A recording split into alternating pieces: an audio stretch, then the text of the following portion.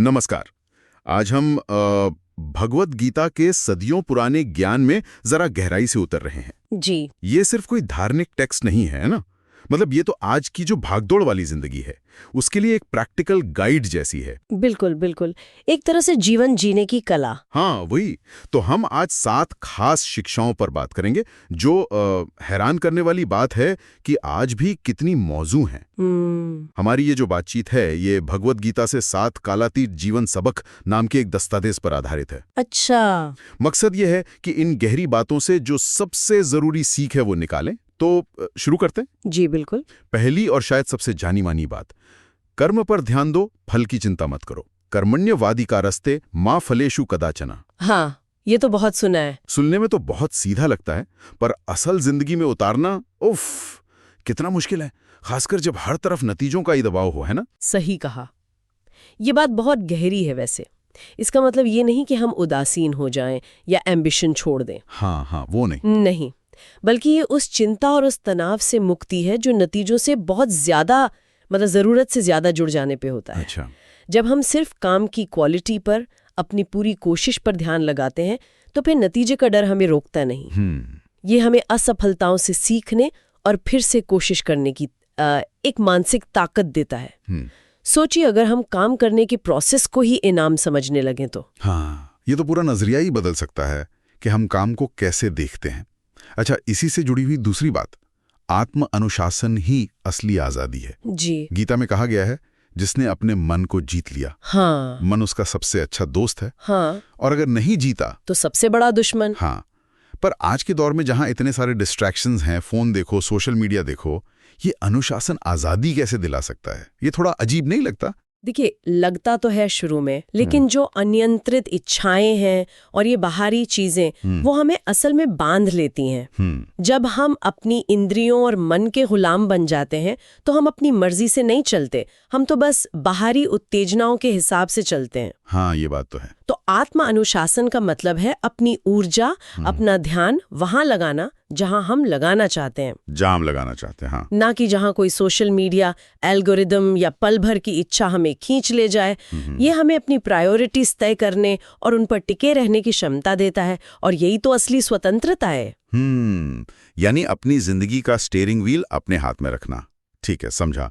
और तीसरी अहम सीख है संतुलन बनाए रखने के। समत्वम। हाँ, समत्वम। सफलता और असफलता, सुख और दुख में, ये क्यों इतना जरूरी है? देखिए, ये संभाव या संतुलन सिर्फ बड़ी सफलताओं या असफलताओं के लिए नहीं है। अच्छा। ये हमें भावनाओं के एक्सट्रीम बहाव ने, मतलब बहने से रोकता है।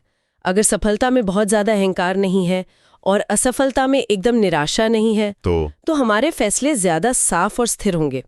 ये एक तरह से इमोशनल मजबूती, रेजिलियंस की बुनियाद है। हाँ, रेजिलियंस, जो हमें किसी भी हालात में शांत और प्रभावी बनाए रखती है। सही कहा। और ये हमें याद दिलाता है चौथी सीख की, अपने असली स्वरूप को पहचानना। आत्मा। हाँ, गीता कहती है कि हम सिर्फ ये शरीर नहीं हैं, ये पोस्ट, ये पहचान नहीं है। आत्मा शाश्वत है। आज की दुनिया में जहां पहचान अक्सर बाहरी चीजों से बनती है, नौकरी क्या है, सोशल स्टेटस क्या है, बिल्कुल, वहां इस विचार का क्या मतलब है? इसका मतलब बहुत गहरा है।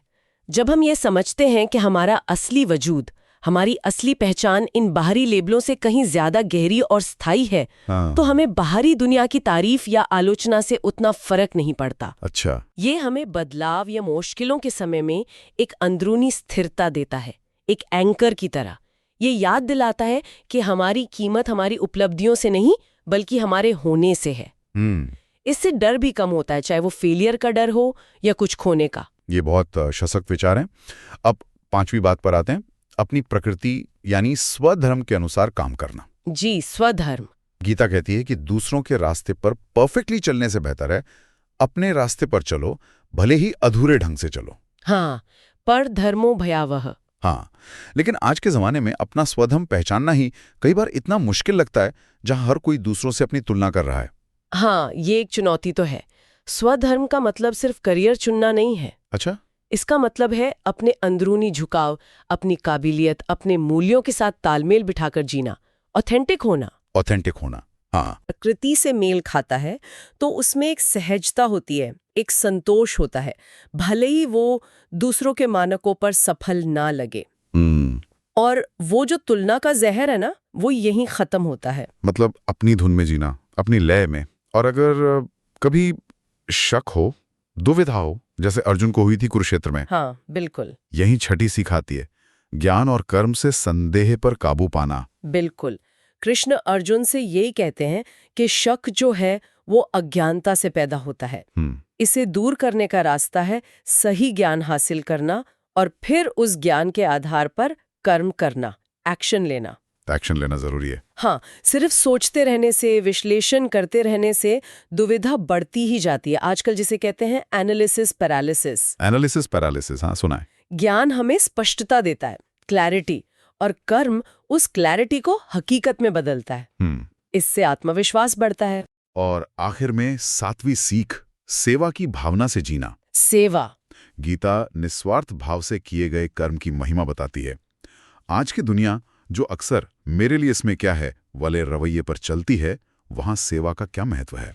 देखिए, सेवा का मतलब सिर्फ दान पुण्य या चैरिटी ही नहीं है। अच्छा, ये एक नजरिया है, अपने कामों को सिर्फ अपने फायदे के लिए नहीं, बल्कि एक बड़े उद्देश्य से या दूसरों की भलाई से जोड़कर देखना। ये हमें आपस में जोड़ता है, सहानुभूति बढ़ाता है और जिंदगी को एक गहरा मतलब देता है, एक पर्पस देता है जो सिर्फ व्यक्तिगत सफलता से नहीं मिल सकता। हाँ, पर्पस की भावना। ये हमें मैं से हम की तरफ ले जाता है।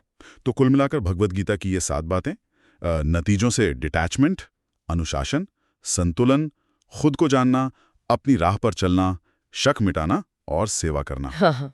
ये सब आज की जो उलझनें हैं, जैसे बर्नआउट है, डिस्ट्रैक्शन है, तुलना है, अनिश्चितता है, बिल्कुल, इनका मानो सीधा जवाब देती हैं। सही कहा।